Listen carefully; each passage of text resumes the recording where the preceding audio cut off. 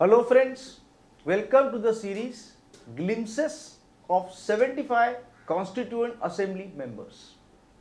In this episode, we will speak about Kazi Syed Karimuddin.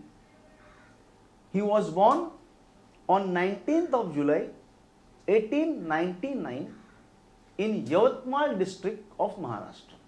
He obtained his law degree from Aligarh Muslim University and was considered as one of the excellent criminal lawyers. He was a prominent member of Congress party. He was elected to Constituent Assembly from the central provinces on Muslim League ticket. He spoke on various issues like he moved an amendment with an aim of protecting Indians from the unreasonable searches and seizures. He criticized the absence of the word due process in the Fundamental Rights Clause.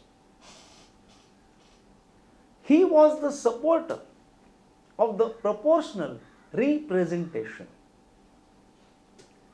He spoke on the overall parliamentary system. So let's see what he spoke on that particular issue. On 28th of July 1947, quote,